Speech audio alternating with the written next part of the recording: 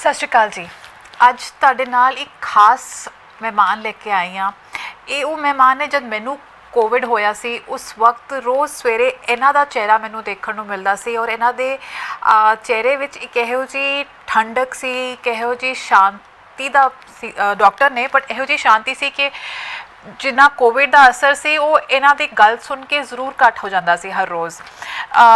Doctor Parvinder ਜਾਵਲਾ Fortis ਦੇ Covid ਦੇ ਮਾਹਰ ਨੇ ਅਤੇ ਅੱਜ ਉਹ ਸਾਡੇ ਨਾਲ ਜੁੜੇ ਹਨ।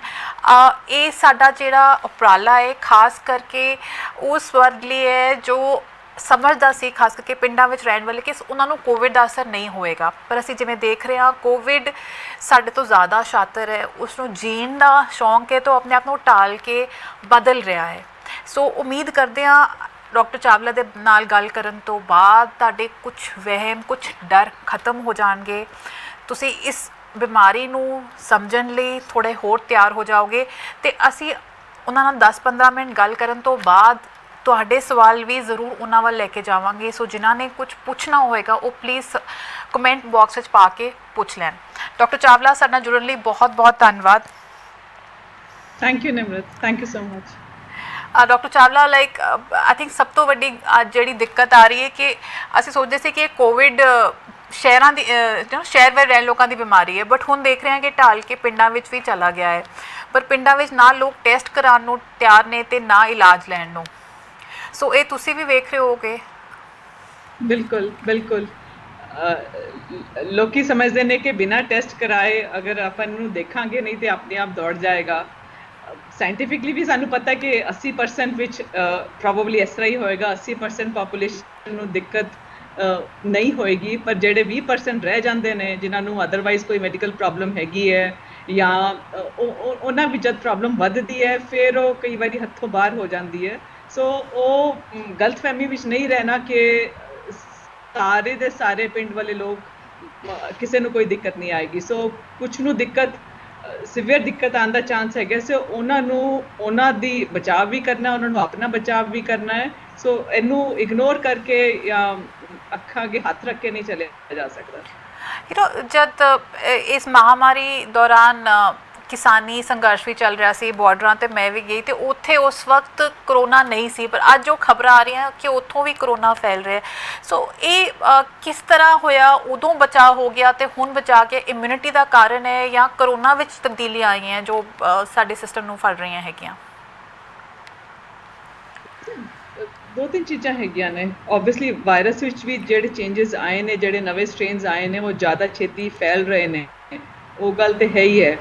ਪਰ ਇਨ ਐਡੀਸ਼ਨ ਇਹਨੂੰ ਸਪਰੈਡ ਹੋਣ ਨੂੰ ਵਕਤ ਲੱਗਦਾ ਹੈ। ਇਹ ਪੋਸੀਬਿਲਿਟੀ ਰਹੀ ਹੋਏਗੀ ਕਿ ਉੱਥੇ ਲੋਕੀ ਇਕੱਠੇ ਜ਼ਰੂਰ ਸੀਗੇ ਪਰ ਉਹਨਾਂ ਵਿੱਚ ਜਿਵੇਂ ਤੁਸੀਂ ਕਹਿ ਲਓ ਕਿ ਕਰੋਨਾ ਦਾ ਸੀਡ ਨਹੀਂ ਪਹੁੰਚਿਆ ਸੀਗਾ, ਜਾਂ ਅਗਰ ਪਹੁੰਚਿਆ ਸੀਗਾ ਤੇ ਉਹ ਮੇਬੀ ਜ਼ਿਆਦਾ ਇਹਤਿਆਤ ਵਰਤ ਰਹੇ ਸੀਗੇ ਜਾਂ ਮੌਸਮ ਦਾ ਕੁਝ ਹੋ ਸਕਦਾ ਹੈ।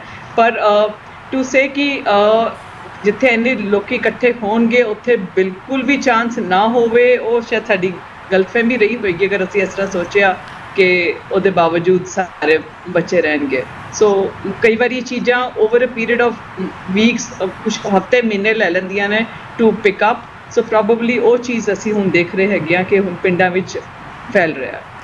ਮੈਮ, ਪਿੰਡਾਂ ਤੋਂ ਇਹ ਖਬਰ ਆਉਂਦੀ ਹੈ ਕਿ ਲੋਕੀ ਹਾਰਟ ਅਟੈਕ ਤੋਂ ਉਹਨਾਂ ਦੀ ਜਾਨ ਜਾ ਰਹੀ ਹੈ।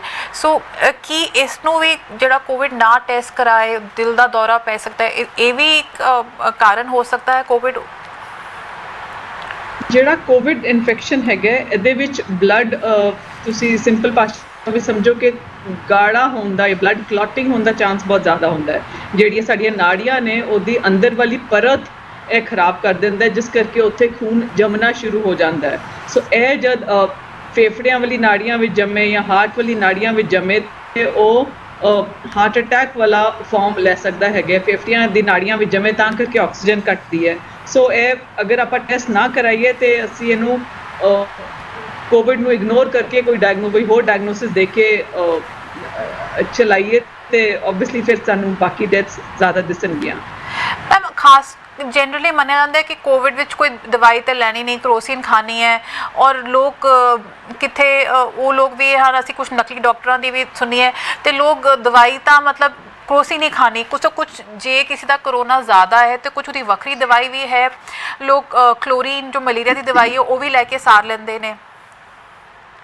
ਦੇਖੋ ਅਗੇਨ 80% ਪੇਸ਼ੈਂਟ ਵਿੱਚ ਖਾਲੀ ਕਰੋਸਿਨ ਨਾਲ ਚੱਲ ਜਾਏਗਾ। ਓਕੇ। 100 ਵਿੱਚੋਂ 80% 80 85% ਕਹਿ ਲਓ, ਉਹਨਾਂ ਨੂੰ ਬਹੁਤ ਜ਼ਿਆਦਾ ਦਵਾਈਆਂ ਦੀ ਲੋੜ ਨਹੀਂ ਹੈ। ਜਿਵੇਂ ਬਾਕੀ ਵਾਇਰਲ ਇਨਫੈਕਸ਼ਨਸ ਨੂੰ ਬਾਡੀ ਅੱਛੀ ਤਰ੍ਹਾਂ ਆਪਣੇ ਆਪ ਫਾਈਟ ਕਰ ਲੈਂਦੀ ਹੈ, ਕੋਵਿਡ ਨੂੰ ਵੀ ਬਾਡੀ ਫਾਈਟ ਕਰ ਲੈਂਦੀ ਹੈ। ਜਦ ਪ੍ਰੋਬਲਮ ਆਉਂਦੀ ਹੈ ਜਿਹੜੀ ਬਾਕੀ 15% 20% ਨੇ ਜਿਨ੍ਹਾਂ ਵਿੱਚ ਕਿ ਖਾਲੀ ਕਰੋਸਿਨ ਨਾਲ ਨਹੀਂ ਚੱਲਦਾ, ਉੱਥੇ ਸਾਡੇ ਕੋਲ ਅਨਫੋਰਚੂਨੇਟਲੀ ਘਰ ਬੈਠੇ ਇਲਾਜ ਲਈ ਬਹੁਤ ਲਿਮਿਟਿਡ ਚੀਜ਼ਾਂ ਨੇ। ਜੋ ਇੱਕ ਦਵਾਈ ਹੈ ਉਹ ਸਾਇੰਟੀਫਿਕਲੀ ਇੰਨੀ ਪ੍ਰੂਵਨ ਨਹੀਂ ਹੈਗੀ, ਪਰ ਉਹਦਾ ਅਸੀਂ ਫਾਇਦਾ ਦੇਖ ਰਹੇ ਹਾਂ, ਇਸ ਕਰਕੇ ਦੇ ਰਹੇ ਹਾਂ। ਪਰ ਉਸ ਸਟੇਜ ਤੇ ਫਿਰ ਹਸਪੀਟਲ ਆ ਕੇ ਅੱਗੇ ਦਵਾਈਆਂ ਦਾ ਜ਼ਿਆਦਾ ਰੋਲ ਰਹਿ ਜਾਂਦਾ ਹੈ। ਪਰ ਮੇਨ ਚੀਜ਼ ਹੈਗੀ ਹੈ ਕਿ ਉਹ ਇੱਕ ਪਰਟੀਕੂਲਰ ਪੇਸ਼ੈਂਟ 80% ਕੈਟੇਗਰੀ ਵਿੱਚ ਆ ਰਿਹਾ ਹੈ ਕਿ 20% ਕੈਟੇਗਰੀ ਵਿੱਚ ਆ ਰਿਹਾ, ਉਹ ਟਾਈਮ ਸਿਰ ਪਤਾ ਲਗਾਉਣਾ ਜ਼ਰੂਰੀ ਹੈ। ਤੇ ਅਗਰ ਉਹ 20% ਵਾਲੇ ਵਿੱਚ ਹੈਗੇ ਜਿੱਥੇ ਪ੍ਰੋਬਲਮ ਵਧਣ ਦਾ ਚਾਂਸ ਹੈ, ਉੱਥੇ ਟਾਈਮ ਸਿਰ ਜਾਂ ਤੇ ਟੈਲੀਫੋਨਿਕਲੀ ਡਾਕਟਰ ਨਾਲ ਡਿਸਕਸ ਕਰਕੇ ਸਲਾਹ ਮਸ਼ਵਰਾ ਕਰਕੇ ਇਲਾਜ ਹੋਵੇ ਜਾਂ ਹਸਪੀਟਲਾਈਜ਼ ਹੋ ਕੇ ਇਲਾਜ ਹੋਵੇ। ਸੋ ਉਹ ਜਿਹੜੇ 20% ਹੈਗੇ ਨੇ ਉਹਨਾਂ ਵਿੱਚ ਟਾਈਮਲੀ ਇਲਾਜ ਹੋਣ ਦਾ ਫਾਇਦਾ ਹੈਗਾ। ਉਹਨਾਂ ਵਿੱਚ ਅਗਰ ਡਿਲੇ ਹੁੰਦੀ ਹੈ ਤੇ ਸਮਝੋ ਗੱਲ ਹੱਥੋਂ ਨਿਕਲਣ ਵਾਲਾ ਚਾਂਸ ਜ਼ਿਆਦਾ ਹੋ ਜਾਂਦਾ ਹੈ। ਸੋ ਨਿਮਰਤ, ਮੈਂ ਤੁਹਾਡੇ ਸਵਾਲ ਦਾ ਜਵਾਬ ਦੇ ਪਾਈ ਹਾਂ? ਹਾਂਜੀ ਮੈਮ। ਸੋ ਮੈਮ ਇਹਦੇ ਵਿੱਚ ਜਿਹੜੇ 20% ਹੈ ਉਹ ਕੌਣ ਹੈਗੇ? ਕਿ ਬਜ਼ੁਰਗ ਹੀ ਆਉਣਗੇ? ਬਿਕੋਜ਼ ਕਿੱਥੇ ਦੇਖ ਰਹੇ ਹਾਂ ਅਸੀਂ ਨੌਜਵਾਨ ਵੀ ਫਸ ਰਹੇ, ਇਹਦੇ ਫਸੇ ਜਾ ਰਹੇ ਨੇ ਨਾ। ਉਹ ਅਸੀਂ ਇਹ ਵੀ ਦੇਖ ਰਹੇ ਹਾਂ ਕਿ 20 ਸਾਲ ਦੇ ਬੱਚੇ ਉਹ ਵੀ ICU ਦੀ ਲੋੜ ਵਿੱਚ ਪੈ ਰਹੇ ਨੇ। ਸੋ ਹਾਊ ਡੂ ਵੀ ਸੀ ਕਿ ਉਹ 20% ਕੌਣ ਹੈਗਾ?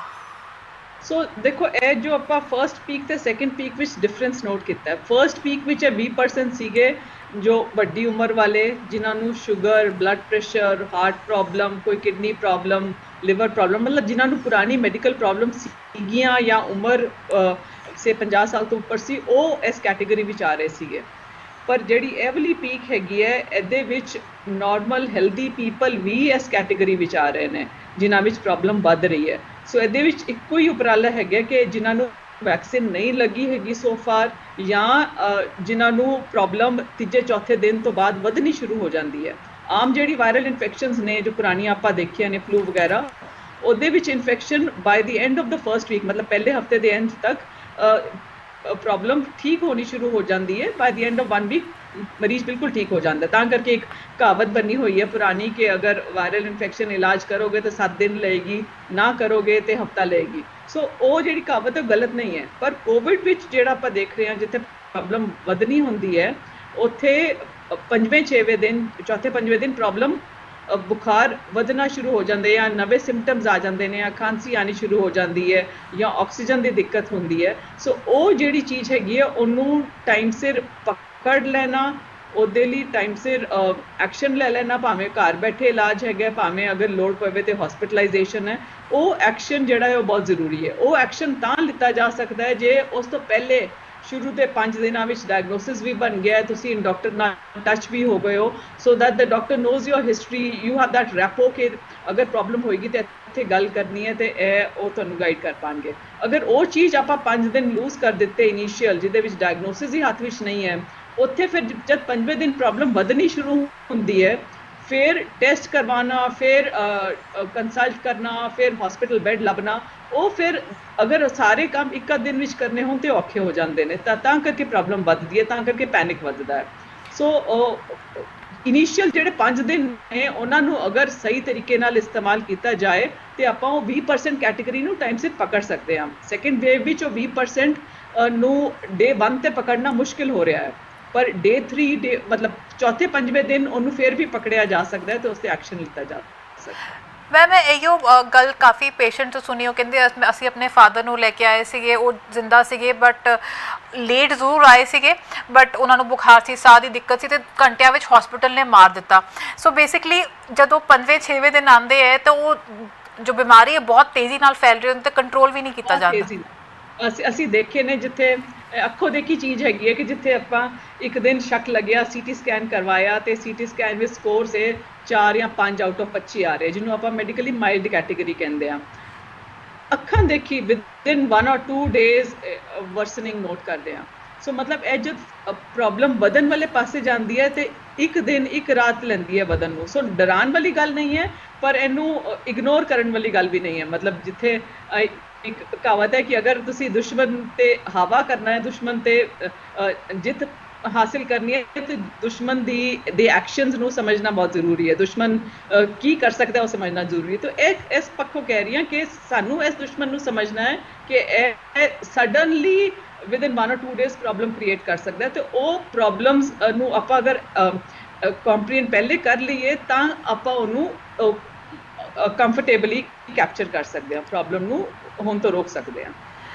ਮੈਮ ਜਿਹੜੀ ਕੁਨੀਨ ਦੀ ਗੱਲ ਹੈਗੀ, ਜਿਹੜੀ ਮਲੇਰੀਆ ਦੀ ਦਵਾਈ ਹੈ, ਉਹਦਾ ਕੋਈ ਐਕਚੁਅਲ ਸਾਇੰਟਿਫਿਕ ਪ੍ਰੂਫ ਹੈ ਕਿ ਉਹਦੇ ਲੈਣ ਨਾਲ ਬਿਹਤਰ ਹੁੰਦਾ? ਬਿਕੋਜ਼ ਮੈਂ ਲੋਕ ਦੇਖਿਆ ਕਿ ਅਸੀਂ ਕੁਨੀਨ ਖਾ ਲਈ ਅਸੀਂ ਠੀਕ ਹੋ ਜਾਵਾਂਗੇ, ਅਸੀਂ ਆਈਵੋਮੈਟਿਸਿਨ ਪਹਿਲਾਂ ਹੀ ਲੈ ਲਈ, ਸਾਨੂੰ ਡਾਕਟਰ ਕੋਲ ਜਾਣ ਦੀ ਲੋੜ ਨਹੀਂ ਹੈਗੀ ਹੈ।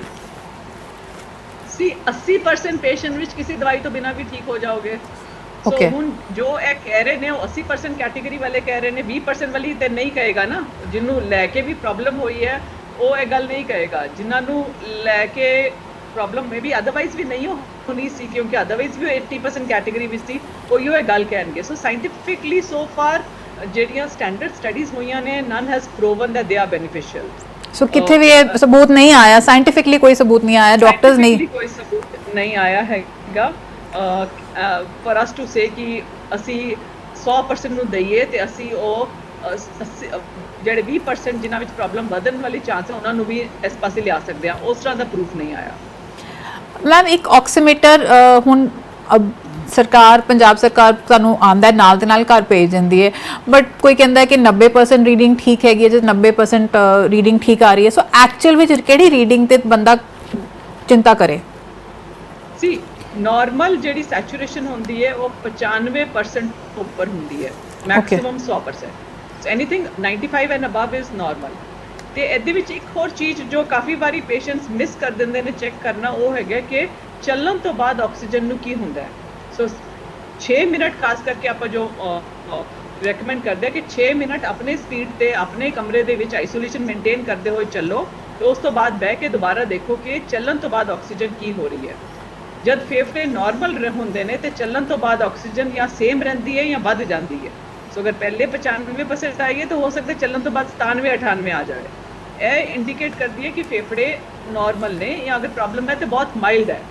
ਪਰ ਅਗਰ ਚੱਲਣ ਤੋਂ ਬਾਅਦ ਪਹਿਲੇ ਨਾਲੋਂ ਘਟਣ ਵਾਲੇ ਪਾਸੇ ਜਾਏ ਤੇ ਉਹ ਲੰਗ ਇਨਵੋਲਵਮੈਂਟ, ਸਿਗਨੀਫੀਕੈਂਟ ਲੰਗ ਇਨਵੋਲਵਮੈਂਟ ਇੰਡੀਕੇਟ ਕਰਦੀ ਹੈ। ਸੋ ਅਗਰ ਤੁਹਾਡੀ ਬੈਠੇ 94% ਜਾਂ ਉਸ ਤੋਂ ਘੱਟ ਹੈਗੀ ਹੈ, ਜਾਂ ਚੱਲਣ ਤੋਂ ਬਾਅਦ ਪਹਿਲੇ ਨਾਲੋਂ ਘਟ ਰਹੀ ਹੈ 3% ਤੋਂ ਜ਼ਿਆਦਾ, ਜਾਂ 94 ਤੋਂ ਘੱਟ ਆ ਰਹੀ ਹੈ, that is something ਕਿ ਜ਼ਰੂਰ ਮਤਲਬ that is rather indicates ਕਿ ਹਸਪੀਟਲਾਈਜੇਸ਼ਨ ਚਾਹੀਦੀ ਹੈ। ਉਨੀ ਅਗਰ ਆ ਰਹੀ ਹੈ ਤੇ ਘਰ ਨਹੀਂ ਬੈਠੇ ਰਹਿਣਾ। 90% ਘੱਟ ਹੈ, 90% ਦੀ ਵੇਟ ਨਹੀਂ ਕਰਨੀ। ਸੋ 94% ਜਾਂ ਉਸ ਤੋਂ ਘੱਟ ਬਾਰ-ਬਾਰ ਤੁਸੀਂ ਚੈੱਕ ਕਰ ਰਹੇ ਹੋ, 2-3 ਰੀਡਿੰਗਸ ਅਗਰ ਲਵੋ ਤੇ ਸਾਰੀਆਂ ਰੀਡਿੰਗਸ 94 ਤੋਂ ਘੱਟ ਆ ਰਹੀਆਂ ਨੇ, ਦੈਟ ਮੀਨਸ ਹਸਪੀਟਲਾਈਜੇਸ਼ਨ ਸਮਝੋ ਲਾਜ਼ਮੀ ਹੈ। ਮੈਮ ਜੋ ਸਵਾਲ ਆ ਰਹੇ ਨੇ ਕਮਲਜੀਤ ਕੌਰ, ਨਵਨੀਤ ਕੌਰ, ਸੋ ਉਹ ਵੈਕਸੀਨੇਸ਼ਨ ਤੋਂ ਜ਼ਿਆਦਾ ਆ ਰਹੇ ਨੇ। ਸੋ ਵੈਕਸੀਨੇਸ਼ਨ ਵੱਲ ਚੱਲਦੇ ਆ ਕਿ ਇਹਨਾਂ ਦੇ ਕੁਝ ਸਵਾਲ ਨੇ। ਇੱਕ ਕਨਸਪੀਰੇਸੀ ਥਿਉਰੀ ਜੋ ਫੈਲਾਈ ਜਾਂਦੀ, ਜਿਹੜੇ ਵੈਕਸੀਨ ਲਗਾ ਰਹੇ ਨੇ ਉਸ ਕਾਰਨ ਕੋਰੋਨਾ ਦਾ ਸੈਕੰਡ ਵੇਵ ਆਇਆ। ਸੋ ਤੁਸੀਂ ਇਹਦੇ ਬਾਰੇ ਕੀ ਕਹਿੰਦੇ ਹੈਗੇ ਹੋ? ਸੋ ਇਹਨੂੰ ਮੈਂ ਦੋ ਤਰੀਕੇ ਨਾਲ ਦੇਖਾਂਗੀ। ਇੱਕ ਤੇ ਅਗਰ ਕੋਈ ਕਹਿ ਰਿਹਾ ਕਿ ਵੈਕਸੀਨ ਕਰਕੇ ਆਇਆ ਹੈ ਤੇ ਉਹ 100% ਗਲਤ ਹੈ, ਠੀਕ ਹੈ? ਕਿਉਂਕਿ ਵੈਕਸੀਨ ਜਿਹੜੀ ਹੈਗੀ ਹੈ ਉਹ ਜ਼ਿੰਦਾ, ਸਮਝ ਲਓ ਜ਼ਿੰਦਾ ਵਾਇਰਸ ਨਹੀਂ ਹੈ। ਵੈਕਸੀਨ ਪਰ ਸੇ ਉਹ ਸਪਰੈਡ ਨਹੀਂ ਕਰ ਸਕਦਾ, ਪਰ ਵੈਕਸੀਨੇਸ਼ਨ ਕਰਕੇ ਹੋਇਆ ਹੈ ਤੇ ਉਹਦੇ ਵਿੱਚ ਸੱਚ ਹੈ ਥੋੜਾ ਜਿਹਾ। ਮੈਂ ਦੱਸਾਂਗੀ ਕਿਉਂ ਸੱਚ ਹੈ। ਕਿਉਂਕਿ ਜਦ ਅਸੀਂ ਵੈਕਸੀਨੇਸ਼ਨ ਲਗਾਉਂਦੇ ਆ, ਉੱਥੇ ਕੌਣ ਆ ਰਹੇ ਨੇ ਵੈਕਸੀਨ ਲਗਾਉਣ? ਵਾਟ ਆਈਵ ਨੋਟਿਸ ਇਜ਼ ਕਿ ਤਿੰਨ ਮੇਨ ਗਲਤੀਆਂ ਹੁੰਦੀਆਂ ਨੇ, ਭਾਵੇਂ ਅਣਗਹਿਲੀ ਵਿੱਚ ਹੁੰਦੀਆਂ ਨੇ, but what mistake people do is ਕਿ ਕੋਈ ਜ਼ਰਾ ਜੀ ਖਾਂਸੀ ਬੁਖਾਰ ਹੋਇਆ ਤੇ ਇਹ ਸੋਚ ਲੈਂਦੇ ਨੇ ਕਿ ਚਲੋ ਹਜੇ ਤੱਕ ਤੇ ਨਹੀਂ ਲਗਾਈ ਸੀ, ਅੱਜ ਜਾ ਕੇ ਲਗਾ ਲੈਂਦੇ ਆ। ਸੋ ਤੁਹਾਨੂੰ ਸਿੰਪਟਮਸ ਸ਼ੁਰੂ ਹੋ ਗਏ ਨੇ, ਕੋਵਿਡ ਦੇ ਸਿੰਪਟਮਸ ਨੇ, ਪਰ ਉਸ ਵੇਲੇ ਤੁਸੀਂ ਜਾ ਕੇ ਅਗਰ ਕੋਈ ਵੈਕਸੀਨ ਲਗਾ ਰਿਹਾ ਹੈ ਤੇ ਇੱਕ ਤਾਂ ਆਪਣਾ ਨੁਕਸਾਨ ਕਰ ਰਿਹਾ ਹੈ, ਇੱਕ ਉਹ ਆਸ-ਪਾਸ ਜੋ ਹੋਰ ਲੋਕੀ ਵੈਕਸੀਨ ਲਗਾਉਣ ਆਏ ਨੇ ਉਹਨਾਂ ਨੂੰ ਮੇਬੀ ਸਪਰੈਡ ਵੀ ਕਰ ਰਿਹਾ। So that is one thing. ਦੂਜੀ ਚੀਜ਼, ਘਰ ਵਿੱਚ ਜਾਂ ਆਫਿਸ ਵਿੱਚ ਕਿਸੇ ਨੂੰ ਸਿੰਪਟਮਸ ਆਏ ਜਾਂ ਕਿਸੇ ਦੀ ਰਿਪੋਰਟ ਪੋਜ਼ਿਟਿਵ ਆਈ, ਉਸ ਵੇਲੇ ਲੋਕੀ ਸੋਚਦੇ ਨੇ ਕਿ ਮੈਂ ਵੈਕਸੀਨ ਹਜੇ ਤੱਕ ਨਹੀਂ ਲਗਾਈ ਤਾਂ ਹੁਣ ਲਗਾ ਲਾਂ। ਸੋ ਉਸ ਪੀਰੀਅਡ ਵਿੱਚ you might have already got the infection, ਮਤਲਬ ਹੋ ਸਕਦਾ ਕਿ ਵਾਇਰਸ ਆਲਰੇਡੀ ਤੁਹਾਡੇ ਅੰਦਰ ਆ ਗਿਆ ਹੋਵੇ। ਟੈਕਨੀਕਲੀ ਅਗਰ ਘਰ ਵਿੱਚ ਕਿਸੇ ਨੂੰ ਪੋਜ਼ਿਟਿਵ ਹੈਗਾ, ਕੋਈ ਪੋਜ਼ਿਟਿਵ ਹੈ, ਤੇ ਬਾਕੀ ਸਾਰੇ ਘਰ ਵੱਲ ਕੁਆਰੰਟਾਈਨ ਵਿੱਚ ਹੋਣੇ ਚਾਹੀਦੇ ਨੇ। ਜੀ ਸੋ ਉਸ ਚੀਜ਼ ਨੂੰ ਅਗਰ ਤੇ ਕੋਈ ਡੰਡਾ ਮਾਰੇ ਤੇ ਆਪਾਂ ਫੋਲੋ ਕਰਦੇ ਹਾਂ, ਕੋਈ ਸਟ੍ਰਿਕਟਲੀ ਨਾ ਕਵੇ ਤੇ ਵੀ ਫੀਲ ਕਿ ਅਸੀਂ ਨਹੀਂ ਸਪਰੈਡ ਕਰ ਸਕਦੇ, ਕੁਆਰੰਟਾਈਨ ਕੀ ਚੀਜ਼ ਹੈ। ਸੋ ਦੈਨ ਅਗਰ ਕੋਈ so called family member positive ਹੈ ਜਾਂ ਕੋਈ ਆਫਿਸ ਵਿੱਚ ਪੋਜ਼ਿਟਿਵ ਹੈ ਤੇ ਤੁਸੀਂ ਆਪ ਵੈਕਸੀਨ ਲਗਾਉਣ ਤੁਰ ਪਓ, ਤੇ ਦੈਟ ਮੀਨਸ ਕਿ you might already be spreading. We know ਕਿ ਜਿਹੜਾ ਇਨਫੈਕਸ਼ਨ ਹੈ ਉਹ ਸਿੰਪਟਮ ਆਨਸੈਟ ਤੋਂ 2 ਦਿਨ ਪਹਿਲਾਂ ਵੀ ਸਪਰੈਡ ਹੋਣਾ ਸ਼ੁਰੂ ਹੋ ਜਾਂਦਾ ਹੈ। So I might be in the initial incubation period ਜਿਹਨੂੰ ਕਹਿੰਦੇ ਆ, and going in for the vaccine and then blaming it on the vaccine ਕਿ vaccine ਕਰਕੇ ਮੈਨੂੰ ਹੋ ਗਿਆ। So ਇਹ human nature ਹੈ ਜੋ ਕਿ ਅਸੀਂ ਦੇਖ ਰਹੇ ਹਾਂ ਬਹੁਤ ਵਾਰੀ ਇਸ ਤਰ੍ਹਾਂ ਹੋਇਆ। Patients relatives who are in home isolation, and patients home isolation ਵਿੱਚ ਦੇ ਰਿਸ਼ਤੇਦਾਰ ਪੁੱਛਦੇ ਨੇ ਕਿ ਮੈਂ ਹੁਣ ਲਗਾ ਲਾ। ਸੋ ਉਸ ਵੇਲੇ ਇਹ ਸਾਰੀ ਚੀਜ਼ ਸਮਝਾਣੀ ਵੀ ਪੈਂਦੀ ਹੈ, ਕੁਝ ਸਮਝ ਜਾਂਦੇ ਨੇ, ਪਰ ਕਿੰਨੇ ਲੋਕ ਕੀ ਨੇ ਜੋ ਬਿਨਾਂ ਇਸ ਗੱਲ ਨੂੰ ਸੀਰੀਅਸਲੀ ਲਵੇ, ਜੋ ਵੈਕਸੀਨੇਸ਼ਨ ਸਾਈਟਸ ਤੇ ਜਾਂਦੇ ਹੋਣਗੇ। ਤਾਂ ਵੈਕਸੀਨੇਸ਼ਨ ਸਾਈਟ ਤੇ ਕਿੰਨੀ ਸਕਰੀਨਿੰਗ ਹੋ ਸਕਦੀ ਹੈਗੀ ਹੈ, ਜਾਂ ਇਹ ਚੀਜ਼ ਤੇ ਅੰਦਰੋਂ ਆਏ ਤੇ ਆਏ, ਇਹ ਬਾਹਰੋਂ ਡੰਡੇ ਨਾਲ ਨਹੀਂ ਆ ਸਕਦੀ। And that is where we are lacking, and that is why if somebody is saying ਕਿ ਵੈਕਸੀਨੇਸ਼ਨ ਕਰਕੇ ਹੋਇਆ ਤੇ ਉਹ ਕਾਰਨ ਬਣਦਾ, ਹੋਰ ਕੋਈ ਕਾਰਨ ਨਹੀਂ ਹੈ। ਸੀਰਮ ਇੰਸਟੀਚਿਊਟ ਨੇ ਬਣਾਈ ਹੈ ਜਾਂ ਭਾਰਤ ਬਾਇਓਟੈਕ ਨੇ ਬਣਾਈ ਹੈ, ਉਹ ਵੈਕਸੀਨ ਨਹੀਂ ਸਪਰੈਡ ਕਰ ਰਹੀ। ਜਿਹੜੀ ਸਾਡੇ ਉਹਦੇ ਆਸ-ਪਾਸ ਸਾਡਾ ਬਿਹੇਵੀਅਰ ਹੈ ਉਹ ਜ਼ਰੂਰ ਸਪਰੈਡ ਕਰ ਰਿਹਾ। ਵੈਕਸੀਨੇਸ਼ਨ ਸਾਈਟ ਤੇ ਤੁਸੀਂ ਦੇਖੋ ਕਿ ਲੋਕੀ ਬਿਨਾਂ ਮਾਸਕ ਤੋਂ ਹੁੰਦੇ ਨੇ, ਅਗਰ ਇਨਸਿਸਟ ਕਰੋ ਦੈਨ ਉੱਪਰ ਕਰ ਲੈਂਦੇ ਨੇ, ਮਤਲਬ ਮਾਸਕ ਤੇ ਹਾਰ ਜਿਵੇਂ ਬਰਾਬਰ ਚੀਜ਼ ਹੈ, ਉਹਨੂੰ ਹਾਰ ਵਕਨ ਪਾਇਆ ਜਾਂਦਾ। ਸੋ ਉਹ ਚੀਜ਼ ਗਲਤ ਹੈਗੀ ਹੈ। ਸੋ ਮੈਮ ਜਿਵੇਂ ਕਹਿੰਦੇ ਨਾ ਬਚਪਨ ਵਿੱਚ ਤੁਸੀਂ ਥੋੜੀ ਸਮਾਲ ਪੌਕਸ ਚਿਕਨ ਪੌਕਸ ਦੀ ਵੈਕਸੀਨ ਲਗਾਓ ਥੋੜਾ ਜਿਹਾ ਇਫੈਕਟ ਆ ਸਕਦਾ, ਤਾਂ ਇਹਦੇ ਨਾਲ ਉਦਾਂ ਦਾ ਨਹੀਂ ਇਫੈਕਟ ਆਉਂਦਾ, ਇਹ ਉਸ ਤਰ੍ਹਾਂ ਦੀ ਵੈਕਸੀਨ ਨਹੀਂ ਹੈਗੀ ਹੈ। ਨਹੀਂ ਦੇਖੋ, ਵੈਕਸੀਨਸ ਕੁਝ ਹੁੰਦੀਆਂ ਨੇ ਲਾਈਵ ਵੈਕਸੀਨਸ, ਓਕੇ, ਜੋ ਜ਼ਿੰਦਾ ਤੁਸੀਂ ਕਹਿ ਲਓ ਬਾਹਰ। ਜਿਹੜਾ ਚਿਕਨ ਪੌਕਸ ਦੀ ਗੱਲ ਕਰ ਰਹੇ ਹੋ ਲਾਈਵ ਵੈਕਸੀਨ ਹੈ। ਜੋ ਅਸੀਂ ਪੋਲੀਓ ਦੀ ਗੱਲ, ਪੋਲੀਓ 2 ਤਰ੍ਹਾਂ ਦੀ ਹੈ, ਪਰ ਪੋਲੀਓ ਜਿਹੜੀ ਡ੍ਰੌਪਸ ਹੁੰਦੀਆਂ ਨੇ ਉਹ ਲਾਈਵ ਵੈਕਸੀਨ ਹੈ। ਸੋ ਉਹ ਲਾਈਵ ਵੈਕਸੀਨ ਦੇ ਨਾਲ ਉਹ ਬਿਮਾਰੀ ਦਾ ਮਾੜਾ ਜਿਹਾ ਅਸਰ ਹੋ ਸਕਦਾ ਹੈ, ਪਰ ਕੋਵਿਡ ਵਾਲੀ ਕੋਈ ਵੀ ਵੈਕਸੀਨ ਲਾਈਵ ਵੈਕਸੀਨ ਨਹੀਂ ਹੈ। ਜਿਹੜਾ ਸੀਰਮ ਇੰਸਟੀਚਿਊਟ ਵਾਲੀ ਵੈਕਸੀਨ ਹੈ ਉਹਦਾ ਤੇ ਜਿਹੜਾ ਸ਼ੈਲ ਹੈਗਾ ਉਹ ਦੂਜੇ ਵਾਇਰਸ ਦਾ ਹੈ, ਤੇ ਇਹਦੇ ਵਿੱਚ ਸਿਰਫ ਜੈਨੇਟਿਕ ਮਟੀਰੀਅਲ ਕੋਵਿਡ ਦਾ ਹੈਗਾ, ਤੇ ਜਿਹੜਾ ਉਹ ਵੈਕਸੀਨ ਹੈਗਾ ਉਹ ਡੈਡ ਵਾਇਰਸ ਹੈਗਾ, ਜੋ ਕਿ ਇਨ ਦ ਸੈਂਸ ਉਹ ਆਪ ਸਪਰੈਡ ਨਹੀਂ ਕਰ ਸਕਦਾ। ਮੈਮ ਕਿਹਾ ਜਾ ਰਿਹਾ ਕੋਵਿਸ਼ੀਲਡ ਤੋਂ ਜ਼ਿਆਦਾ ਸਾਈਡ ਇਫੈਕਟਸ ਆ ਰਹੇ, ਕੋਵੈਕਸ ਤੋਂ ਘੱਟ ਆ ਰਹੇ, ਇਹਦੇ ਵਿੱਚ ਵੀ ਕੋਈ ਸਾਇੰਟਿਫਿਕ ਰੀਜ਼ਨ ਹੈ ਕਿ ਸਿਰਫ ਨਹੀਂ ਰਾਦਰ ਜਿਹੜੀ ਦੋਨੋਂ ਵੱਖਰੀ ਵੱਖਰੀ ਚੀਜ਼ਾਂ ਨੇ, ਦੋਨੋਂ ਵੱਖਰੇ ਵੱਖਰੇ ਪਲੇਟਫਾਰਮ ਸੇ ਬਣੀਆਂ ਨੇ। ਆਪਾਂ ਇਹ ਕਹਿ ਸਕਦੇ ਹਾਂ ਜਿਹੜਾ ਤੇ ਐਨਾਫਾਈਲੈਕਸਿਸ ਵਾਲਾ ਸਾਈਡ ਇਫੈਕਟ ਹੈ, ਜਿਹੜਾ ਸੀਰੀਅਸ 1 in a million ਆਪਾਂ ਕਹਿੰਦੇ ਹਾਂ, ਉਹ ਕੁਝ ਸਟੱਡੀਜ਼ ਕਹਿ ਰਹੀਆਂ ਨੇ ਕੋਵਿਸ਼ੀਲਡ ਦਾ ਜ਼ਿਆਦਾ ਹੈਗਾ, ਕੋਵੈਕਸਿਨ ਦਾ ਘੱਟ ਹੈਗਾ, ਪਰ ਅਦਰਵਾਈਜ਼ ਇਸ ਤਰ੍ਹਾਂ ਦਾ ਕੁਝ ਨਹੀਂ ਹੈ ਕਿ ਕੋਵੈਕਸਿਨ ਨਾਲ ਜ਼ਿਆਦਾ ਨੇ ਜਾਂ ਕੋਵਿਸ਼ੀਲਡ ਨਾਲ ਜ਼ਿਆਦਾ ਨੇ, ਉਹ ਉਸ ਤਰ੍ਹਾਂ ਨਹੀਂ ਹੈ। ਸੋ ਮਾਈ ਟੇਕ ਵੁੱਡ ਬੀ ਕਿ ਜਿਹੜੀ ਇਨ ਐਟਮੋਸਫੇਅਰ ਵਿੱਚ ਘੱਟ ਭੀੜ ਵਾਲੇ ਥਾਂ ਵਿੱਚ ਜਾ ਕੇ ਛੇਤੀ ਲੱਗ ਸਕੇ ਉਹ ਵੈਕਸੀਨ ਲਗਵਾਓ। ਹਰ ਥਾਂ ਤੇ ਵੱਖਰੀ ਵੱਖਰੀ ਵੈਕਸੀਨਸ ਅਵੇਲੇਬਲ ਹੋਣਗੀਆਂ, ਪਰ ਇਹ 3 ਚੀਜ਼ਾਂ ਦਾ ਧਿਆਨ ਰੱਖੋ ਕਿ ਇੱਕ ਤੇ ਭੀੜ ਨਹੀਂ ਹੋਣੀ ਚਾਹੀਦੀ, ਇੱਕ ਟਾਈਮਲੀ ਲੱਗ ਜਾਏ, ਮਤਲਬ ਜਿਹੜੀ ਅੱਜ ਲੱਗੇ ਬਜਾਏ ਮਹੀਨੇ ਬਾਅਦ ਲੱਗੇ ਉਹ ਬੈਟਰ ਹੈਗੀ ਹੈ, ਤੇ ਉੱਥੇ ਆਰਗੇਨਾਈਜ਼ ਸਿਸਟਮ ਹੋਵੇ ਤਾਂ ਕਿ ਉੱਥੇ ਦੂਜੇ ਜਿਹੜੇ ਲੋਕੀ ਵੈਕਸੀਨ ਲਗਾਉਣ ਆਏ ਨੇ ਉਹਨਾਂ ਤੋਂ ਤੁਹਾਨੂੰ ਨਾ ਹੋਵੇ। ਉਹ ਚੀਜ਼ ਦਾ ਧਿਆਨ ਰੱਖਣਾ ਜ਼ਿਆਦਾ ਜ਼ਰੂਰੀ ਹੈ ਬਜਾਏ ਕਿ choosing between the two. So I hope Kamal ji ਤੁਹਾਡਾ ਇਹ ਸਵਾਲ ਤੁਹਾਨੂੰ ਇੱਥੇ ਜਵਾਬ ਮਿਲ ਗਿਆ ਹੋਏ। ਮੈਮ ਨਵਨੀਤ ਕੌਰ ਪੁੱਛ ਰਹੇ ਨੇ ਜੇ ਕਿਸੇ ਕੋਲ ਹਾਰਮੋਨਲ ਇੰਬੈਲੈਂਸ ਹੋਏ ਜਾਂ ਕੋਈ ਹਾਰਮੋਨਸ ਨਾ ਹੋਣ ਤਾਂ ਵੈਕਸੀਨੇਸ਼ਨ ਪ੍ਰੋਬਲਮ ਕ੍ਰੀਏਟ ਕਰ ਸਕਦੀ ਹੈ? ਨਹੀਂ, ਕੋਈ ਲਿੰਕ ਨਹੀਂ ਹੈ। Please go ahead for your vaccine. Ma'am ਇੱਕ ਹੋਰ ਸਵਾਲ ਆਇਆ ਕਿ ਜੇ ਤੁਹਾਨੂੰ ਕੋਵਿਡ ਹੋ ਗਿਆ ਹੈ ਤਾਂ ਤੁਹਾਨੂੰ ਕਿੰਨੀ ਦੇਰ ਬਾਅਦ ਵੈਕਸੀਨੇਸ਼ਨ ਲਗਾਉਣੀ ਚਾਹੀਦੀ ਹੈ? ਬਿਕੋਜ਼ ਕੋਈ ਰਿਪੋਰਟਸ ਕਹਿ ਰਹੀਆਂ 3 ਮਹੀਨੇ, ਕੋਈ ਕਹਿ ਰਹੇ 6 ਮਹੀਨੇ, ਤੇ ਕੋਈ ਇਹ ਵੀ ਪੁੱਛ ਰਿਹਾ ਕਿ ਮੈਂ ਕੋਰੋਨਾ ਤਾਂ ਹੋ ਗਿਆ, ਮੇਰੇ ਕੋਲ ਸਿਰਫ 4 ਐਂਟੀਬਾਡੀਜ਼ ਆਈਆਂ ਮਹੀਨੇ ਬਾਅਦ, ਸੋ ਕਿ ਮੈਂ ਹੁਣੇ ਲਗਾਵਾਂ ਕਿ ਮੈਂ ਅਜੇ ਵੀ 3 ਮਹੀਨੇ ਵੇਟ ਕਰਾਂ? ਨਹੀਂ ਦੇਖੋ, ਅਗਰ ਇਹਦੇ ਵਿੱਚ 2 ਚੀਜ਼ਾਂ ਨੇ। ਇੱਕ ਤੇ ਸਾਇੰਟੀਫਿਕਲੀ ਕੀ ਸਹੀ ਟਾਈਮ ਹੈਗਾ ਤਾਂ ਕਿ ਤੁਹਾਨੂੰ ਵੈਕਸੀਨ ਦਾ ਫਾਇਦਾ ਵੀ ਪੂਰਾ ਹੋਵੇ, ਨੁਕਸਾਨ ਨਾ ਹੋਵੇ। ਦੂਜੀ ਚੀਜ਼ ਹੈ ਕਿ ਜਿਹੜੀ ਗਵਰਨਮੈਂਟ ਰეკਮੈਂਡੇਸ਼ਨ। ਸੋ ਅਗਰ ਮੈਂ ਪਿਓਰ ਸਾਇੰਸ ਦੀ ਗੱਲ ਕਰਾਂ ਤੇ ਐਟਲੀਸਟ 1 ਮਹੀਨਾ ਵੇਟ ਕਰਨਾ ਚਾਹੀਦਾ ਹੈਗਾ to get the vaccine, because ਉਸ ਤੋਂ ਪਹਿਲੇ ਅਗਰ ਲਗਾਓਗੇ ਤੇ ਹੋ ਸਕਦਾ ਵੈਕਸੀਨ ਦਾ ਪੂਰਾ ਅਸਰ ਵੀ ਨਾ ਆਵੇ, ਹੋ ਸਕਦਾ ਸਾਈਡ ਇਫੈਕਟਸ ਵੀ ਥੋੜੇ ਜ਼ਿਆਦਾ ਹੋਣ। ਸੋ ਇਨੀਸ਼ੀਅਲੀ ਇਹ ਸਟੱਡੀਜ਼ ਕਹਿ ਰਹੀਆਂ ਸੀ ਕਿ 15 ਦਿਨ ਵੇਟ ਕਰਨਾ ਹੈ ਆਫਟਰ ਰਿਕਵਰੀ, ਪਰ ਲੇਟੈਸਟ ਜੋ ਸਾਇੰਟਿਫਿਕ ਡੇਟਾ ਹੈਗਾ ਉਹ ਕਹਿ ਰਿਹਾ ਕਿ ਐਟਲੀਸਟ 1 ਮੰਥ ਵੇਟ ਕਰਨਾ ਹੈ ਟੂ ਗੈਟ ਦ ਵੈਕਸੀਨ। ਨਾਓ ਜੋ ਗਵਰਨਮੈਂਟ ਰਿਕਮੈਂਡੇਸ਼ਨ ਕੁਝ ਦਿਨ ਪਹਿਲੇ ਆਈ ਹੈ ਉਹ ਆਈ ਹੈਗੀ 3 months the, and that is with the intent ਕਿ ਜਿਨ੍ਹਾਂ ਨੂੰ ਹੋ ਗਿਆ ਉਹਨਾਂ ਨੂੰ ਥੋੜਾ ਬਚਾਅ 3 ਮਹੀਨੇ ਤੱਕ ਰਹਿੰਦਾ ਹੈ। And we are facing vaccine shortage in the country. So ਅਗਰ ਇਹ ਦੋ ਚੀਜ਼ਾਂ ਨੂੰ ਦੇਖਿਆ ਜਾਵੇ ਤੇ ਜਸਟ ਟੂ ਇਨਸ਼ੋਰ ਕਿ ਚੀਜ਼ ਠੀਕ ਤਰ੍ਹਾਂ ਵੰਡੀ ਜਾਵੇ ਪੂਰੀ ਪੋਪੂਲੇਸ਼ਨ ਵਿੱਚ, ਜਿੰਨੀ ਅਵੇਲੇਬਲ ਰੋਟੀ ਹੈ ਉਹ ਸਾਰੇ ਮਹਿਮਾਨਾਂ ਨੂੰ ਮਿਲ ਜਾਵੇ। ਸੋ ਉਸ ਐਂਗਲ ਤੋਂ ਹੈਗੇ ਕਿ ਤੁਸੀਂ 3 ਮਹੀਨੇ ਵੇਟ ਕਰ ਲਓ ਜਿਨ੍ਹਾਂ ਨੂੰ ਹੋ ਚੁੱਕਾ ਹੈ। ਅਦਰਵਾਈਜ਼ ਜਿੱਥੇ ਅਗਰ ਲੋੜ ਲੱਗੇ ਤੇ 1 ਮੰਥ ਇਜ਼ ਅ ਮਿਨੀਮਮ ਜੋ ਵੇਟ ਕਰਨਾ ਚਾਹੀਦਾ ਹੈ ਸਾਇੰਟਿਫਿਕਲੀ। मैम एक पूछ रहे हैं गुरविंदर क्लेयर जी कि टीबी पेशेंट वैक्सीन लगवा सकता है? बिल्कुल लगवा सकते हैं 100%। ओके मैम एक 5G ਦੀ ਕੰਟਰੋਵਰਸੀ ਚੱਲ ਰਹੀ ਹੈ ਕਿ 5G ਦੇ ਆਉਣ ਨਾਲ ਕੋਰੋਨਾ ਵਧੇਗਾ, ਸੋ ਅਨਦਰ ਕੰਟਰੋਵਰਸੀ, ਇਹਦੇ ਬਾਰੇ ਤੁਹਾਡਾ ਕੀ ਕਹਿਣਾ ਹੈਗਾ? Controversy is the right thing. ਇਹਦੇ ਵਿੱਚ ਕੋਈ ਵੀ ਸੱਚਾਈ ਨਹੀਂ ਹੈ, 0% ਸੱਚਾਈ ਹੈਗੀ ਹੈ ਕਿ 5G ਕਰਕੇ ਕਰੋਨਾ ਵਧੇਗਾ। So as of now the India which probably I think 1 or 2 towers what I understood have been put up, but ਉਹਦੇ ਨਾਲ ਕੋਈ ਲਿੰਕ ਨਹੀਂ ਹੈਗਾ। ਅਗਰ ਆਪਾਂ ਦੇਖੀਏ ਕਿ 5G as of now ਕਿੱਥੇ ਜ਼ਿਆਦਾ ਹੈਗਾ, probably US ਵਿੱਚ ਮੈਕਸਿਮਮ ਹੈਗਾ, ਐਂਡ ਜਿਹੜਾ ਇਹ ਸਾਨੂੰ ਪਤਾ ਕਿ ਚਾਈਨਾ ਤੋਂ ਆਇਆ ਹੈਗਾ। ਸੋ ਕੋਈ 0% ਲਿੰਕ I would say।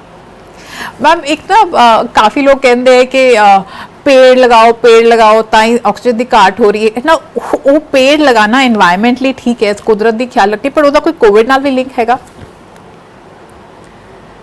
सी मैं डायरेक्ट नहीं पर इनडायरेक्ट लिंक ज़रूर है। इनडायरेक्ट लिंक मैं इस करके कमांगी, आई मीन इट्स नॉट कि आज पेड़ लगाओगे तो आज उग जाएगा तो आज कोरोना चला जाएगा। सो वो तो बिल्कुल। सो अगर आप आज पेड़ लगा रहे हैं तो जो आप देख रहे हैं कि हर सेंचुरी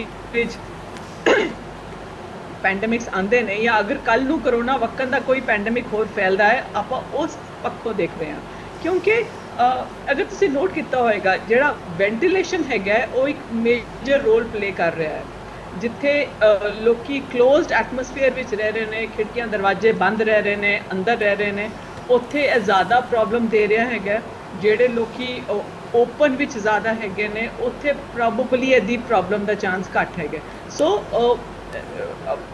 ਪੇੜ ਜ਼ਰੂਰ ਲਗਾਣੇ ਨੇ, ਪਰ ਉਹ ਇਸ ਪੀਕ ਲਈ ਨਹੀਂ, ਔਰ ਅਗਲੀਆਂ ਪੀਕਸ ਦੇ ਫਾਇਦੇ ਲਈ ਲਗਾਣੇ ਨੇ। ਪਰ yes that is a good thing। Ma'am क्या जाता है कि ये वैक्सीन महामारी खत्म हो जाएगी, होर बहुत महामारियां आने वाली, कोई साइंटिफिक है कि सिर्फ डर फैलाने की गल हैगी है? I think science is yet to advance. Science अजे उत्थे तक पहुंची नहीं है फॉर मी टू से कि साइंटिफिक रैशनल है, बट फिलोसफिकल रैशनल ਇਹਦਾ ਜ਼ਰੂਰ ਹੈਗਾ। Because see everything revolves around what is right and what is true। When it comes to our lifestyle, what is wrong in our lifestyle, it is bound to get shattered। जी। So भाਵੇਂ ਉਹ Covid है, भाਵੇਂ ਕੱਲ ਨੂੰ ਕੁਝ ਹੋਰ ਆਏਗਾ। So unless and until on an individual level we try to tread ਜੋ ਸਹੀ ਹੈ ਉਹ ਕਰਨ ਦਾ ਕਰੀਏ, ਤਾਂ ਹੀ ਉਹ ਆਸ-ਪਾਸ ਤੋਂ ਦੂਰ ਹੋ ਸਕਦੇ ਆ। ਇਹਦੇ ਵਿੱਚ ਹੋਰ ਕੋਈ ਨਹੀਂ, but I hope I could scientific reason ਵੀ ਦੇ ਪਾਈਏ, ਬਟ ਹਜੇ ਤੇ ਮੇਰੇ ਮਾਈਂਡ 'ਚ ਇਹੀ ਆ ਰਿਹਾ। मैम कोई कह रहे ने पूछ रहे ने कि कोई एलर्जीज होन, किसी ਨੂੰ ਮਿੱਟੀ ਤੋਂ ਐਲਰਜੀ ਹੋਏ, ਡਸਟ ਤੋਂ ਐਲਰਜੀ ਹੋਏ, ਛੋਟੇ ਕੀੜਿਆਂ ਤੋਂ ਐਲਰਜੀ ਹੋਏ, ਤਾਂ ਉਹ ਵੀ ਕੀ ਵੈਕਸੀਨ ਲਗਵਾ ਸਕਦੇ? ਸੋ ਕਿਸੇ ਐਲਰਜੀ ਨਾਲ ਵੈਕਸੀਨੇਸ਼ਨ ਵਿੱਚ ਕੋਈ ਦਿੱਕਤ ਆ ਸਕਦੀ ਹੈ? ਬਿਲਕੁਲ ਵੀ ਕੋਈ ਦਿੱਕਤ ਨਹੀਂ ਹੈ। ਵੈਕਸੀਨ ਦੀ ਸਿਰਫ ਅਗਰ ਮੈਂ ਕੰਟਰਾਇੰਡੀਕੇਸ਼ਨ ਬੋਲਾਂ ਤਾਂ ਸਿਰਫ ਇੱਕ ਹੈਗੀ ਹੈ, ਉਹ ਹੈਗੀ ਹੈ ਕਿ ਅਗਰ ਪਹਿਲੀ ਵੈਕਸੀਨ ਤੋਂ ਸੀਵੀਅਰ ਰਿਐਕਸ਼ਨ ਕਿਸੇ ਨੂੰ ਹੋਇਆ। ओके, दैट मीन्स पहली डोज ਲਈ ਤੇ ਪ੍ਰੈਕਟੀਕਲੀ ਜ਼ੀਰੋ ਕੰਟਰਾਇੰਡੀਕੇਸ਼ਨ। ਦੂਜੀ ਡੋਜ਼ ਲਈ ਕੰਟਰਾਇੰਡੀਕੇਸ਼ਨ ਸਿਰਫ ਇਹ ਬਣਦੀ ਹੈ ਕਿ ਅਗਰ ਪਹਿਲੀ ਡੋਜ਼ ਤੋਂ ਬਾਅਦ ਸੀਵੀਅਰ ਰਿਐਕਸ਼ਨ ਕਿਸੇ ਨੂੰ ਹੋਇਆ, ਉਹਨੇ ਦੂਜੀ ਡੋਜ਼ ਨਹੀਂ ਲਗਾਣੀ। ਸੋ ਉਹ ਵੀ 1 in a million ਹੋਏਗਾ, ਪਰ ਅਦਰਵਾਈਜ਼ ਕੋਈ ਕੰਟਰਾਇੰਡੀਕੇਸ਼ਨ ਨਹੀਂ ਹੈ। ਹਜੇ ਪ੍ਰੈਗਨੈਂਸੀ ਵਿੱਚ ਇਹਦੀ ਸਟੱਡੀਜ਼ ਨਹੀਂ ਆਈਆਂ। ਸੋ ਐਜ਼ ਆਫ ਨਾਓ ਆਪਾਂ ਪ੍ਰੈਗਨੈਂਸੀ ਵਿੱਚ ਨਹੀਂ ਲਗਾ ਰਹੇ, but I hop soon we will be able to sort of give a scientific evidence to our pregnant companions, and ਆਪਾਂ ਉਹਨਾਂ ਵਿੱਚ ਵੀ ਲਗਾ ਪਾਈਏ। ਸੋ ਹੀਰਾ ਜੀ, ਆਈ ਹੋਪ ਤੁਹਾਡਾ ਇਹ ਸਵਾਲ ਮਿਲ ਗਿਆ ਹੋਵੇ ਕਿ ਤੁਹਾਨੂੰ ਕੋਈ ਵੀ ਐਲਰਜੀ ਹੋਏ ਤੁਸੀਂ ਜ਼ਰੂਰ ਲਗਾ ਸਕਦੇ ਹੋ, ਕੋਈ ਦਿੱਕਤ ਨਹੀਂ ਆਏਗੀ। ਸੋ ਮੈਮ, ਹਾਰਟ ਪੇਸ਼ੈਂਟਸ ਹੋਣ ਜਿਹਨਾਂ ਨੂੰ ਕਲੌਟਿੰਗ ਦੀ ਪ੍ਰੋਬਲਮ ਹੋਣ, ਜੋ ਇਕੋਸਪ੍ਰਿਨ ਜਾਂ ਇਹੋ ਜਿਹੇ ਕਿਸੇ ਡਰੱਗਸ ਤੇ ਉਹ ਵੀ ਲਗਾ ਸਕਦੇ ਨੇ? ਬਿਲਕੁਲ ਲਗਾ ਸਕਦੇ ਨੇ। ਸੀ ਜਿਹੜੀ ਬਲੱਡ ਥਿਨਰ ਵਾਲੀ ਗੱਲ ਇਨੀਸ਼ੀਅਲ ਆਈ ਸੀਗੀ, ਉਹ ਸਿਰਫ ਇਸ ਲਈ ਕਿ ਇਹ ਵੈਕਸੀਨ ਜਿਹੜੀ ਹੈ ਮਸਲ ਦੇ ਵਿੱਚ ਲੱਗਦੀ ਹੈ, ਇੰਟਰਾਮਸਕੂਲਰ ਲੱਗਦੀ ਹੈ। ਸੋ ਜਿਹੜੇ ਬਲੱਡ ਥਿਨਰਸ ਨੇ ਉਹ ਕਈ ਵਾਰੀ ਬਲੱਡ ਨੂੰ ਪਤਲਾ ਕਰਦੇ ਨੇ ਤੇ ਉੱਥੇ ਬਲੱਡ ਇਕੱਠਾ ਹੁੰਦਾ ਹੈ, ਪਰ ਉਹ ਵੀ ਆਪਾਂ ਹੁਣ ਇੰਨੀਆਂ ਲਗਾ ਲਈਆਂ, if you take due precautions, ਉਹ ਕੋਈ ਡਰਨ ਵਾਲੀ ਗੱਲ ਨਹੀਂ ਹੈ। ਜਿੱਥੇ ਰਿਹਾ ਹਾਰਟ ਪ੍ਰੋਬਲਮ ਜਾਂ ਹੋਰ ਕੁਝ, ਸੋ ਵੈਕਸੀਨ ਤੋਂ ਬਾਅਦ ਜਿਹੜਾ ਬਾਡੀ ਦੀ ਤੁਸੀਂ ਕਹਿ ਲਓ ਕਿ ਰਿਸਪੌਂਸ ਹੈਗਾ, ਉਹਦੇ ਵਿੱਚ ਕਈ ਵਾਰੀ what we see is what we medical call sympathetic over activity, ਪਰ ਅਗਰ ਮੈਂ ਲੇਵ ਭਾਸ਼ਾ ਵਿੱਚ ਗੱਲ ਕਰਾਂ ਤੇ ਹਾਰਟ ਧੜਕਨ ਵੱਧ ਜਾਂਦੀ ਹੈ, ਉਹ ਡਰ ਕੇ ਵੀ ਵੱਧ ਸਕਦੀ ਹੈ, ਉਹ ਇਸ ਰਿਸਪੌਂਸ ਕਰਕੇ ਵੀ ਵੱਧ ਸਕਦੀ ਹੈ। ਤਾਂ ਜਿਨ੍ਹਾਂ ਦੀ ਆਲਰੇਡੀ ਕੰਪਰੋਮਾਈਜ਼ਡ ਹਾਰਟ ਹੋਵੇ, ਉਹ ਤੇਜ਼ ਧੜਕਨ ਕਈ ਵਾਰੀ ਨਹੀਂ ਬਰਦਾਸ਼ਤ ਕਰਦੇ। ਇਸ ਕਰਕੇ ਆਪਾਂ ਕਹਿੰਦੇ ਆ ਕਿ ਤੁਸੀਂ ਜਦ ਲਗਾਉਂਦੇ ਹੋ, ਕੰਟਰੋਲ ਐਟਮੋਸਫੇਅਰ ਵਿੱਚ ਲਗਾਓ, ਰੈਸਟ ਕਰੋ, don't over ਐਗਜ਼ਰਟ yourself and be under medical supervision for half an hour and then go back home। so ਉਹ precautions ਸਾਰੀਆਂ ਉਸ ਲਈ ਲਿੱਤੀਆਂ ਗਈਆਂ ਨੇ। but otherwise ਰਾਦਰ ਜਿਨ੍ਹਾਂ ਨੂੰ ਹਾਰਟ ਪ੍ਰੋਬਲਮ ਹੈ, ਕੁਝ ਹੋਰ ਆਪਾਂ ਕਹਿ ਰਹੇ ਹੋ ਕਿ 20% ਕੈਟੇਗਰੀ ਵਿੱਚ ਆਉਂਦੇ ਨੇ, ਉਹਨਾਂ ਵਿੱਚ ਤੇ ਵੈਕਸੀਨ ਦਾ ਉਲਟਾ ਫਾਇਦਾ ਹੀ ਹੋਏਗਾ, ਨੁਕਸਾਨ ਨਹੀਂ ਹੋਏਗਾ। ਸੋ ਆਕਾਸ਼ਦੀਪ ਜੀ, ਆਈ ਹੋਪ ਇਹ ਤੁਹਾਡਾ ਸਵਾਲ ਆ ਗਿਆ ਹੋਏ ਕਿ ਬਲੱਡ ਕਲੌਟ ਦਾ ਕੀ ਵੈਕਸੀਨ ਤੋਂ ਬਾਅਦ ਅਸਰ ਹੈ। ਮੈਮ, ਗੁਰਪ੍ਰੀਤ ਕੌਰ ਆਏ ਨੇ ਜਿਨ੍ਹਾਂ ਨੂੰ ਬੁਖਾਰ ਹੈ ਪਰ ਹੋਰ ਕੋਈ ਸਿੰਪਟਮ ਨਹੀਂ ਹੈ, ਵਿਡੋਲ ਟੈਸਟ ਪੋਜ਼ਿਟਿਵ ਹੈ, ਤੇ ਹੁਣ ਕੀ ਕਰਨ? ਕੋਵਿਡ ਟੈਸਟ ਲਈ ਜਾਣ? ਸੋ ਦੋ ਚੀਜ਼ਾਂ ਮੈਨੂੰ ਹੁਣ ਮੌਕਾ ਮਿਲਿਆ, ਤੁਸੀਂ ਵਿਡਾਲ ਦੀ ਗੱਲ ਕੀਤੀ, ਇਸ ਕਰਕੇ ਮੈਂ ਕਹਿਣਾ ਚਾਹਾਂਗੀ ਕਿ ਵਿਡਾਲ ਟੈਸਟ ਇਜ਼ ਆਊਟਡੇਟਡ, ਨਹੀਂ ਕਰਨਾ ਚਾਹੀਦਾ, ਨਹੀਂ ਕਰਾਉਣਾ ਚਾਹੀਦਾ, ਨਹੀਂ ਰეკਮੈਂਡ ਕਰਨਾ ਚਾਹੀਦਾ। ਸੋ ਇੱਕ ਤਾਂ ਇਹ ਗੱਲ ਪਲੀਜ਼ ਪਿੰਡ ਵਿੱਚ ਗੱਲ ਫੈਲਾ ਦਿਓ। ਦੂਜੀ ਗੱਲ, ਅਗਰ ਬੁਖਾਰ ਹੈਗਾ ਤੇ ਕੋਵਿਡ ਟੈਸਟ ਲਾਜ਼ਮੀ ਹੋਣਾ ਚਾਹੀਦਾ ਹੈਗਾ, ਕਿਉਂਕਿ ਅਗਰ ਇਹ ਕੋਵਿਡ ਹੈ ਤੇ ਇਨੀਸ਼ੀਅਲੀ ਪਿਕਅਪ ਕਰਨਾ ਵਿੱਚ ਫਾਇਦਾ, ਜਿਵੇਂ ਮੈਂ ਕਹਿ ਰਹੀ ਸੀ, ਅਗਰ ਪਹਿਲੇ 5 ਦਿਨ ਵਿੱਚ ਸਾਨੂੰ ਪਤਾ ਲੱਗ ਜਾਂਦਾ ਕਿ ਕੋਵਿਡ ਹੈ ਕਿ ਨਹੀਂ ਹੈ, ਤੇ ਆਪਾਂ ਕਲੋਜ਼ ਸੁਪਰਵਿਜ਼ਨ ਰੱਖ ਸਕਦੇ ਹਾਂ, ਐਂਡ ਅਗਰ ਵਰਸਨਿੰਗ ਵਾਲੇ ਪਾਸੇ ਗੱਲ ਜਾ ਰਹੀ ਹੈ ਤੇ ਟਾਈਮ ਸਿਰ ਐਕਸ਼ਨ ਲਿੱਤਾ ਜਾ ਸਕਦਾ ਹੈ। ਸੋ ਵਿਡਾਲ ਦੇ ਉਹਦੇ ਵਿੱਚ ਨਹੀਂ ਆਣਾ। ਅਗਰ ਬੁਖਾਰ ਜਾਂ ਕੋਈ ਵੀ ਹੋਰ ਐਡੀਸ਼ਨਲ ਸਿੰਪਟਮ ਹੈ, ਨਹੀਂ ਵੀ ਹੈ, ਤਾਂ ਵੀ ਕੋਵਿਡ ਟੈਸਟ ਜ਼ਰੂਰ ਕਰਵਾਉਣਾ ਚਾਹੀਦਾ ਹੈ। ਓਕੇ ਮੈਮ, ਇੱਕ ਥਰਡ ਵੇਵ ਦੀ ਕੰਟਰੋਵਰਸੀ ਜਿਹੜੀ ਚੱਲ ਪਈ ਹੈ, ਜਿਹੜਾ ਸਿੰਗਾਪੁਰ ਸਟ੍ਰੇਨ ਹੈ, ਉਹਦੇ ਬਾਰੇ ਵੀ ਪੰਕਜ ਪੁੱਛ ਰਹੇ ਨੇ। ਇਹਦੇ ਬਾਰੇ ਕੀ ਸਾਇੰਟੀਫਿਕ ਜਾਣਕਾਰੀ ਹੈ ਕਿ ਬੱਚੇ ਅਗਲੀ ਲਪਟ ਵਿੱਚ ਆਉਣ ਲੱਗੇ? ਬਿਕੋਜ਼ ਅਸੀਂ ਪਹਿਲੀ ਵਾਰ ਦੇਖੇ ਸੀ ਬਜ਼ੁਰਗਾਂ ਨੂੰ ਅਸਰ ਪੈ ਰਿਹਾ ਸੀ, ਐਤਕੀ ਨੌਜਵਾਨ ਪੀੜ੍ਹੀ ਨੂੰ ਅਸਰ ਪੈ ਰਿਹਾ, ਕਿ ਬੱਚਿਆਂ ਦਾ ਵੀ ਹੁਣ ਸਾਨੂੰ ਡਰ, ਮਤਲਬ ਕਿਸ ਤਰ੍ਹਾਂ ਦਾ ਕੁਝ ਉਹਦੇ ਬਾਰੇ ਜਾਣਕਾਰੀ ਹੈਗੀ ਹੈ? See, one very eminent scientist and virologist ਉਹਨਾਂ ਵੱਲੋਂ ਵੀ ਪੜ੍ਹਿਆ, ਅਦਰਵਾਈਜ਼ ਵੀ ਦੇਖਿਆ ਕਿ ਸੁਣਿਆ ਕਿ maybe, again maybe ਡਰਾਨ ਕਰਕੇ ਨਹੀਂ ਕਹਿ ਰਹੀ, ਬਟ ਪ੍ਰੈਪਰੇਸ਼ਨ ਦੇ ਐਂਗਲ ਤੋਂ ਕਹਿ ਰਹੀ ਹਾਂ, but may be by the end of this year, October, November, December, third wave the possibility ਹੈ, ਸਟਰੋਂਗ ਪੋਸੀਬਿਲਿਟੀ ਹੈ। ਐਂਡ ਮੇ ਬੀ ਉਹ ਬੱਚਿਆਂ ਵਿੱਚ ਜ਼ਿਆਦਾ ਤੰਗ ਕਰਨ ਦਾ ਚਾਂਸ ਹੈ, ਬਿਕੋਜ਼ ਬਾਈ ਦੈਟ ਟਾਈਮ ਵੱਡਿਆਂ ਨੂੰ ਸਭ ਨੂੰ ਵੈਕਸੀਨ ਜਾਂ ਲਾਰਜ ਨੰਬਰ ਨੂੰ ਵੈਕਸੀਨ ਲੱਗੀ ਹੋਏਗੀ, ਐਂਡ ਬੱਚਿਆਂ ਦਾ ਵਨ ਜਿਨ੍ਹਾਂ ਨੂੰ ਤਾਂ ਤੱਕ ਨਾ ਲੱਗੀ ਹੋਏਗੀ ਤਾਂ ਉਹਨਾਂ ਵਿੱਚ ਚਾਂਸ ਰਹੇਗਾ। We need to work backwards. ਜਿਹੜੇ ਸਾਨੂੰ ਅਗਲੇ 5-6 ਮਹੀਨੇ ਮਿਲੇ ਨੇ, ਉਹਦੇ ਵਿੱਚ ਆਪਾਂ ਨੂੰ ਇਹ ਤਿਆਰੀ ਕਰਨੀ ਚਾਹੀਦੀ ਹੈ, ਤਾਂ ਕਿ ਬਾਈ ਚਾਂਸ ਉਹ ਸਿਚੁਏਸ਼ਨ ਆਉਂਦੀ ਹੈ ਤੇ ਆਪਾਂ ਕਿਵੇਂ ਉਹਨੂੰ ਟੈਕਲ ਕਰਨਾ ਹੈ। ਤੇ ਤਿਆਰੀ ਤੇ ਐਸੇ ਪੱਖੋਂ ਕਰ ਸਕਦੇ ਹਾਂ ਕਿ ਬਾਕੀ ਸਾਰੇ ਅਗਰ ਵੈਕਸੀਨੇਟਡ ਹੋਣਗੇ ਤਾਂ ਹੀ ਵੀ ਕੈਨ ਇਨਸ਼ੋਰ ਕਿ ਅਸੀਂ ਆਪ ਮਰੀਜ਼ ਨਾ ਬਣ ਬੈਠੀਏ ਜਦ ਉਹ ਜਿਹੀ ਸਿਚੁਏਸ਼ਨ ਅਗਰ ਆਉਂਦੀ ਹੈ ਤੇ। ਸੋ ਉਹਨੂੰ ਇਗਨੋਰ ਕਰਨਾ ਮੈਂ ਕਹਾਂਗੀ ਗਲਤ ਹੈ। ਆਈ ਵੁੱਡ ਹੋਪ ਕਿ ਉਸ ਤਰ੍ਹਾਂ ਨਾ ਹੋਵੇ, but I wood definitely prepare in that direction ਕਿ ਅਗਰ ਉਹ ਜਿਹੀ ਸਿਚੁਏਸ਼ਨ ਹੁੰਦੀ ਹੈ ਤੇ ਕੱਲ੍ਹ ਨੂੰ ਸਾਨੂੰ ਆਪਾਂ ਨੂੰ ਉਹ ਨਾ ਕਹੀਏ ਕਿ ਸਾਨੂੰ ਆਈਡੀਆ ਸੀਗਾ ਜਾਂ ਅਸੀਂ ਸੁਣਿਆ ਸੀਗਾ ਪਰ ਅਸੀਂ ਉਹਨੂੰ ਗੌਰ ਨਹੀਂ ਕੀਤਾ ਤੇ ਅੱਜ ਉਸ ਕਰਕੇ ਪ੍ਰੋਬਲਮਸ ਆ ਰਹੀਆਂ। ਸੋ ਡੈਫੀਨੇਟਲੀ ਮੌਕਾ ਹੈਗਾ ਕਿ ਬੱਚਿਆਂ ਨੂੰ ਪ੍ਰੋਪਰ ਪ੍ਰੀਕਾਸ਼ਨਸ ਦੱਸੀਆਂ ਜਾਣ, ਸਿਖਾਈਆਂ ਜਾਣ, ਬੱਚਿਆਂ ਲਈ ਅਸੀਂ ਰੋਲ ਮਾਡਲ ਬਣੀਏ, ਅਸੀਂ ਵੈਕਸੀਨ ਲਈਏ ਤੇ ਜਦ ਬੱਚਿਆਂ ਦੀ ਵਾਰੀ ਆਏ ਵੈਕਸੀਨ ਲੈਣ ਦੀ ਅਸੀਂ ਉਹਨਾਂ ਨੂੰ ਦਈਏ। ਇਹ ਸਾਰੀ ਚੀਜ਼ਾਂ ਤਾਂ ਹੀ ਹੋ ਸਕਦੀਆਂ ਨੇ ਅਗਰ ਅਸੀਂ ਅੱਜ ਆਪ ਲਈਏ ਤੇ ਅੱਜ ਰੋਲ ਮਾਡਲ ਬਣੀਏ।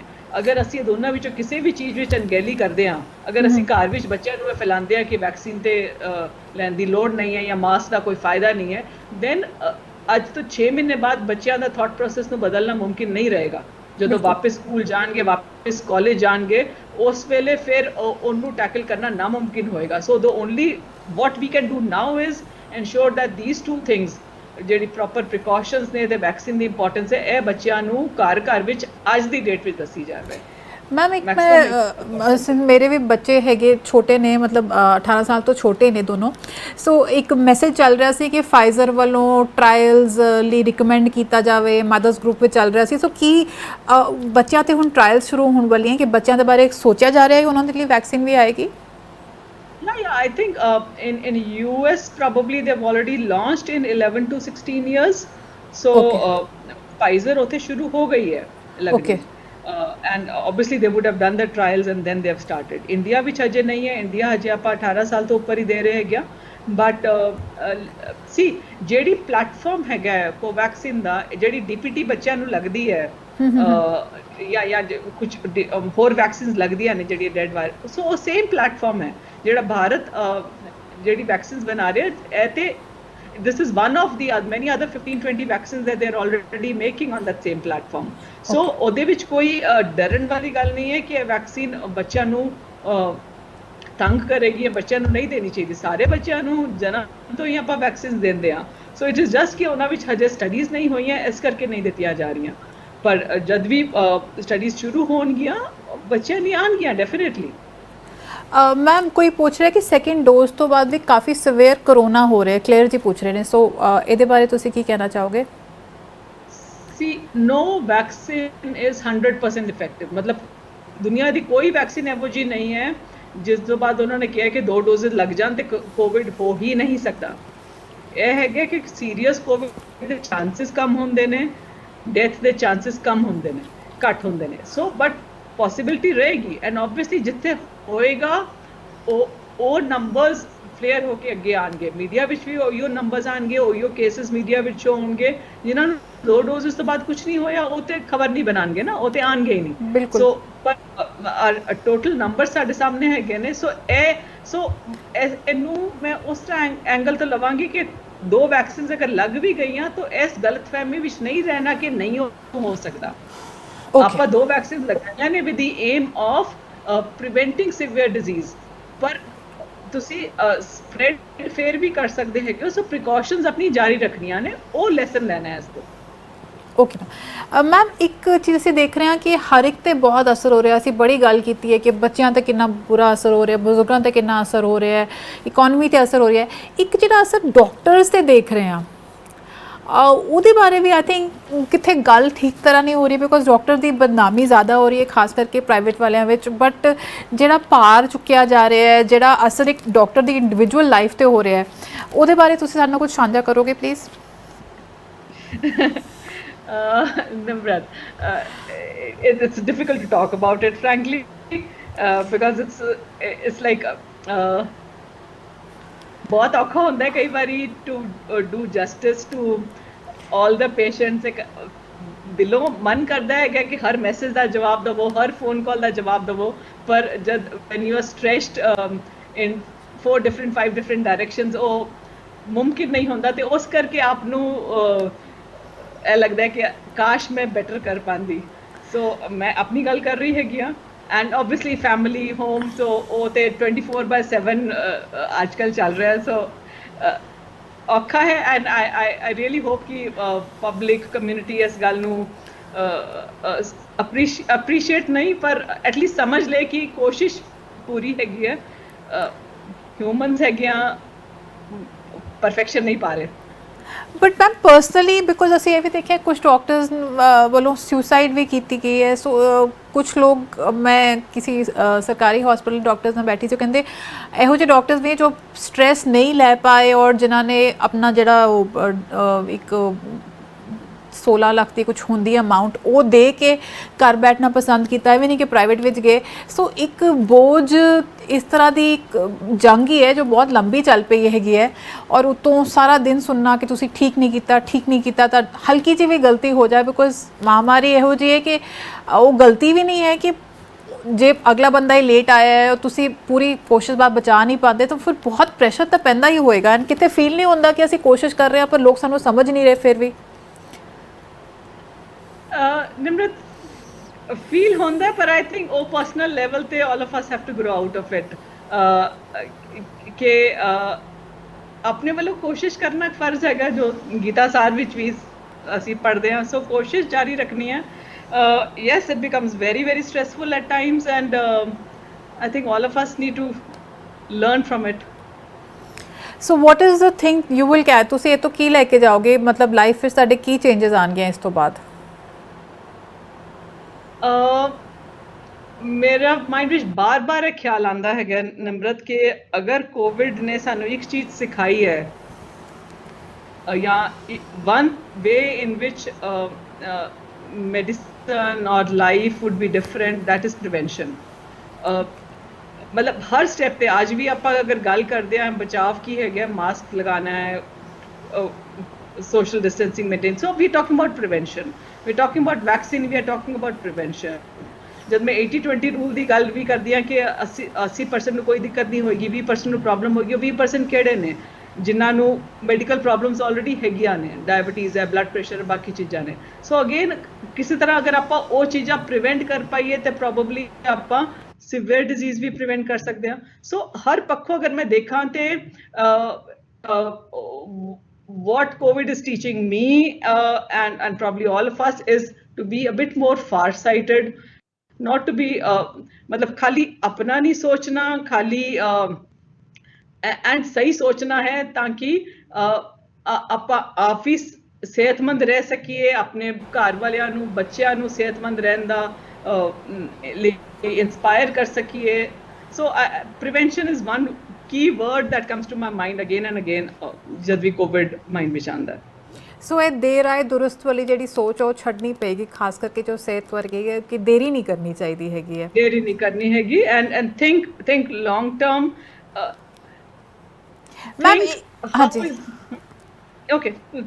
ਨਹੀਂ ਮੈਮ, ਇੱਕ ਜਿਵੇਂ ਤੁਸੀਂ ਕਹਿ ਰਹੇ ਸੀ ਸਾਨੂੰ ਅੱਗੇ ਬਾਰੇ ਸੋਚਣਾ ਚਾਹੀਦਾ ਹੈ ਕਿ ਜੋ ਚੀਜ਼ ਤੋਂ ਬਚਾਅ ਕਰ ਸਕਦੇ ਹਾਂ ਪ੍ਰੀਵੈਂਟਿਵ, ਅਤੇ ਅਸੀਂ ਪੰਜਾਬ ਵਿੱਚ ਦੇਖਦੇ ਹਾਂ ਡੈਥ ਰੇਟ ਹਾਈ ਕਿਉਂ ਹੈ? ਕਿਉਂਕਿ ਇੱਥੇ ਥੋੜ੍ਹਾ ਜਿਹਾ ਮੋਟਾਪਾ ਹੈ, ਡਾਇਬੀਟੀਜ਼ ਹੈ, BP ਹੈ, ਕਿੱਥੇ ਸ਼ਰਾਬ ਪੀਣ ਦੀ ਆਦਤ ਹੈ, ਕਿੱਥੇ ਦੇਸੀ ਘਿਓ ਖਾਣ ਦੀ ਆਦਤ ਹੈਗੀ ਹੈ। ਸੋ ਦੇਰ ਲੋਟ ਆਫ ਥਿੰਗਸ।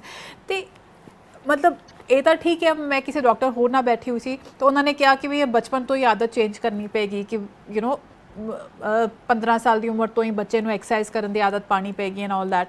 ਬਟ ਅੱਜ ਦੇ ਦਿਨ ਜਿਨ੍ਹਾਂ ਕੋਲ ਜੋ BP ਦੇ ਮਰੀਜ਼ ਹਨ, ਜੋ ਮੋਟਾਪੇ ਜਿਨ੍ਹਾਂ ਦਾ ਹੈ, ਉਹ ਇਮੀਡੀਏਟਲੀ ਕੀ ਕਰ ਸਕਦੇ ਨੇ ਤਾਂ ਕਿ ਉਹ ਤੀਜੀ ਵੇਵ ਜਾਂ ਆਉਣ ਵਾਲੇ ਵਕਤ 'ਚ ਆਪਣੇ ਨੂੰ ਬਚਾ ਸਕਣ? ਇਹਦੇ ਵਿੱਚ ਰੂਲ ਆਫ 1 ਮੈਂ ਕਹਾਂਗੀ, 1 ਘੰਟਾ ਹਰ ਇਨਸਾਨ ਅਗਰ ਆਪਣੀ ਸਿਹਤ ਤੇ ਲਗਾਏ ਰੋਜ਼ ਦਾ, in terms of your exercise, in terms of yoga, meditation, whatever, so 24 ਘੰਟੇ ਵਿੱਚੋਂ 1 ਘੰਟਾ should be devoted to yourself, to your body. ਅਗਰ ਭਾਵੇਂ ਸ਼ੂਗਰ ਹੈ, ਜੋ ਵੀ ਪ੍ਰੋਬਲਮਸ ਹੈ, if everybody can do that, we would be walking the right path. Excuses ਬਹੁਤ ਮਿਲਦੀਆਂ ਨੇ ਸਾਨੂੰ ਸਭ ਨੂੰ, ਦਵਾਂਗੇ ਕਿ ਇੰਨਾ ਟਾਈਮ ਕਿਤੇ ਕੋਲ ਹੈਗਾ, ਪਰ ਅਗਰ ਇਨਸਾਨ ਆਪਣੇ ਆਪ ਨੂੰ ਟਾਈਮ ਨਹੀਂ ਦੇਗਾ ਤੇ ਦੁਨੀਆ ਵਿੱਚ ਹੋਰ ਕਿਸੇ ਚੀਜ਼ ਨੂੰ ਟਾਈਮ ਨਹੀਂ ਦੇ ਸਕਦਾ। ਟਰੂ, ਬਿਲਕੁਲ ਠੀਕ। ਮੈਮ ਪ੍ਰਗਟ ਸਿੰਘ ਪੁੱਛ ਰਹੇ ਨੇ ਬੁਖਾਰ ਨਹੀਂ ਉਤਰ ਰਿਹਾ। ਆਈ ਥਿੰਕ ਮੈਮ ਨੇ ਇਹ ਜਵਾਬ ਦੇ ਦਿੱਤਾ ਹੈ ਕਿ ਜੇ ਤੁਹਾਨੂੰ ਬੁਖਾਰ ਨਹੀਂ ਹੈ ਕੋਰੋਨਾ ਮਰੀਜ਼ ਨੂੰ, ਪਲੀਜ਼ ਤੁਸੀਂ ਡਾਕਟਰ ਨੂੰ ਕੰਟੈਕਟ ਕਰੋ। ਉਹ ਪਹਿਲੇ 5 ਦਿਨ ਇਲਾਜ ਦੇ ਬੜੇ ਜ਼ਰੂਰੀ ਨੇ। ਤੁਸੀਂ ਇਹ ਗੱਲ ਫੇਰ ਸੁਣ ਸਕਦੇ ਹੋ। ਆਈ ਥਿੰਕ ਇਹੀਓ ਤੁਸੀਂ ਇਹਨਾਂ ਨੂੰ ਜਵਾਬ ਦਿਓਗੇ ਕਿ ਜੇ ਕੋਰੋਨਾ ਪੇਸ਼ੈਂਟ ਦਾ ਬੁਖਾਰ ਨਹੀਂ ਉਤਰ ਰਿਹਾ ਤਾਂ ਫਿਰ ਇਹੀ ਤਰੀਕਾ ਹੈਗਾ। ਵੈਸੇ ਕੋਰੋਨਾ ਵਿੱਚ ਬੁਖਾਰ 10 ਦਿਨ ਤੱਕ ਚੱਲ ਸਕਦਾ ਹੈ, ਪਰ ਅਗਰ ਬੁਖਾਰ ਨਹੀਂ ਉਤਰ ਰਿਹਾ ਤੇ ਇਹ ਦੇਖਣਾ ਜ਼ਰੂਰੀ ਹੈ ਕਿ ਤੁਸੀਂ 80% ਕੈਟੇਗਰੀ ਵਿੱਚ ਆ ਰਹੇ ਹੋ ਕਿ ਪ੍ਰੋਬਲਮ ਵਧਣ ਵਾਲੇ ਪਾਸੇ ਜਾ ਰਹੀ ਹੈ। ਸੋ ਉਹ ਦੇਖਣ ਲਈ ਤੁਹਾਨੂੰ ਡਾਕਟਰੀ ਸਹਾਇਤਾ ਜ਼ਰੂਰੀ ਹੈਗੀ ਹੈ। ਸੋ ਤੁਸੀਂ ਫੋਨ ਤੇ ਭਾਵੇਂ ਕੰਸਲਟ ਕਰੋ, ਸੋ ਦੈਟ ਅਗਰ ਤੇ ਉਹ ਬਾਕੀ ਸਾਰੀਆਂ ਚੀਜ਼ਾਂ ਬਿਲਕੁਲ ਠੀਕ ਨੇ ਤਾਂ ਤੁਹਾਨੂੰ ਤਸੱਲੀ ਦੇਣਗੇ ਕਿ 10 ਦਿਨ ਚਿੰਤਾ ਨਹੀਂ ਕਰਨੀ, ਕਰੋਸਿਨ ਲਵੋ, ਪੈਰਾਸੀਟਾਮੋਲ ਲਵੋ, ਠੀਕ ਹੋ ਜਾਏਗਾ। ਪਰ ਅਗਰ ਉਹੀਓ ਬੁਖਾਰ ਇਹ ਲੱਛਣ ਹੈਗਾ ਕਿ ਪ੍ਰੋਬਲਮ ਵਧਣ ਵਾਲੇ ਪਾਸੇ ਜਾ ਰਹੀ ਹੈ, ਫਿਰ ਉਹਨੂੰ 5ਵੇਂ-6ਵੇਂ ਦਿਨ ਉਸ ਤੇ ਐਕਸ਼ਨ ਲੈਣਾ ਜ਼ਰੂਰੀ ਹੈ, ਬਜਾਏ ਕਿ 10 ਦਿਨ ਵੇਟ ਕਰਨਾ। ਸੋ ਉਹ ਜਿਹੜੀ ਫਾਈਨ ਟਿਊਨਿੰਗ ਹੈ ਉਹ ਤੁਹਾਨੂੰ ਡਾਕਟਰੀ ਸਹਾਇਤਾ ਦੇ ਨਾਲ ਮਦਦ ਮਿਲੇਗੀ। ਗੁਰਮੀਤ ਟੋਲਾ ਜੀ ਪੁੱਛ ਰਹੇ ਨੇ ਵੈਕਸੀਨ ਤੋਂ ਬਾਅਦ ਮੌਤ ਹੋ ਰਹੀ ਹੈ। ਆਈ ਥਿੰਕ ਉਹ ਜਿਹੜਾ ਡਰ ਹੈ ਵੈਕਸੀਨ ਦਾ ਅਜੇ ਵੀ ਮਤਲਬ ਬਹੁਤ ਡੂੰਘਾ ਹੈ ਦਿਲਾਂ ਵਿੱਚ। जी, वैक्सीन तो वैक्सीन लगान करके हो रही है कि वैक्सीन लगी उस तो महीने बाद किसी होर कारण करके हुई। सो अगेन वैक्सीन करके कोविड जेड़ा हो रहा वो डेफिनेटली वैक्सीनेशन जिथे लग रही है साइट ते अगर प्रिकॉशन नहीं है या जो लगवान आ रहे ने वो बेसिक चीज़ों का ध्यान नहीं रख रहे ਤਾਂ ਕਰਕੇ ਹੋ ਰਿਹਾ। ਮੈਮ ਵੈਕਸੀਨ ਲਗਾਉਣ 2 ਡੋਜ਼ ਲਗਾਉਣ ਤੋਂ ਬਾਅਦ ਵੀ ਕੁਝ ਸਮਾਂ ਲੱਗਦਾ ਤੁਹਾਡੀ ਇਮਿਊਨਿਟੀ ਭਾਵੇਂ ਉਹ 80% ਸੁਰੱਖਿਆ ਤੇ ਉਹਦੇ ਲਈ ਵੀ ਟਾਈਮ ਲੱਗਦਾ ਹੈਗਾ 2 ਹਫ਼ਤੇ ਲੱਗਦੇ ਨੇ। ਮੈਮ ਇੱਕ ਮਜ਼ਾਕ ਚੱਲਦਾ ਹੈ ਕਿ ਵੀ ਵੈਕਸੀਨ ਲਗਾ ਲਓ ਤਾਂ ਵੀ ਤੁਸੀਂ ਤੁਹਾਨੂੰ ਕਰੋਨਾ ਹੋ ਸਕਦਾ ਹੈਗਾ, ਦੂਜਾ ਡੋਜ਼ ਲਗਾ ਲਓ ਤਾਂ ਵੀ ਕਰੋਨਾ ਹੋ ਸਕਦਾ, ਤੁਹਾਨੂੰ ਫਿਰ ਵੀ ਮਾਸਕ ਪਾਉਣਾ ਪੈਂਦਾ, ਤੇ ਫਿਰ ਵੈਕਸੀਨ ਲਗਾਓ ਕਿਉਂ? ਤਾਂ ਕਿ ਤੁਹਾਨੂੰ ਕਰੋਨਾ ਅਗਰ ਹੁੰਦਾ ਹੈ ਤੇ ਹਸਪੀਟਲ ਦਾਖਲ ਹੋਣ ਦਾ ਚਾਂਸ ਘਟ ਜਾਵੇ, ਡੈਥ ਦਾ ਚਾਂਸ ਘਟ ਜਾਵੇ, ਇਹ ਦੋਨੋਂ ਚੀਜ਼ਾਂ ਘਟ ਜਾਣ, ਇਸ ਕਰਕੇ ਵੈਕਸੀਨ ਲਗਾਣੀ ਹੈ। ਸੋ ਬੇਸਿਕਲੀ ਤੁਸੀਂ ਉਸ 80% ਕੈਟੇਗਰੀ ਵਿੱਚ ਭਾਵੇਂ ਤੁਹਾਡੀ ਕੋਮੋਰਬਿਡਿਟੀ ਹੋਵੇ, ਭਾਵੇਂ ਤੁਹਾਡੇ ਕੋਲ ਹੋਰ ਕੰਪਲਿਕੇਸ਼ਨ ਹੋਣ, ਫਿਰ ਵੀ ਤੁਸੀਂ 80% ਆ ਜਾਓ, 20% ਨਾ ਰਹੋ। So just to make it ਬਿਲਕੁਲ ਬਿਲਕੁਲ। ਥੈਂਕ ਯੂ ਮੈਮ, ਤੁਸੀਂ ਸਾਡੇ ਨਾਲ ਜੁੜੇ ਤੇ ਸਾਡੇ ਦਰਸ਼ਕਾਂ ਦੇ ਸਵਾਲ ਜਵਾਬ ਦਿੱਤੇ। ਮੈਮ ਨੇ ਮੈਨੂੰ ਬਹੁਤ ਸਪੋਰਟ ਕੀਤਾ ਸੀ ਕਰੋਨਾ ਟਾਈਮ, ਐਂਡ ਮੈਂ ਆਈ ਸੋ ਲੁੱਕ ਫਾਰਵਰਡ ਕਿ ਕਦ ਮੈਮ ਦੀ ਕਾਲ ਆਏਗੀ ਤੇ ਮੈਨੂੰ ਇੰਸਪਾਇਰ ਕਰਨਗੇ ਕਿ ਚਲੋ ਉੱਠੋ ਅੱਜ ਕੁਝ ਕਰੋ ਐਂਡ ਠੀਕ ਕਰੋ। So thank you Nimrat. And ma'am is very camera shy ਤੇ ਬਹੁਤ ਮੁਸ਼ਕਿਲ ਮੈਨੂੰ ਵਕਤ ਲੱਗਿਆ ਇਹਨਾਂ ਨੂੰ ਕੈਮਰਾ ਤੇ ਲਿਆਉਣ ਲਈ।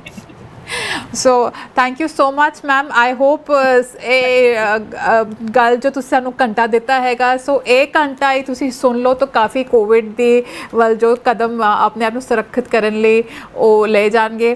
Thank you so much ma'am, ਅਤੇ ਸਾਡੇ ਨਾਲ ਜੁੜਨ ਲਈ ਬਹੁਤ ਬਹੁਤ ਧੰਨਵਾਦ। Thank you.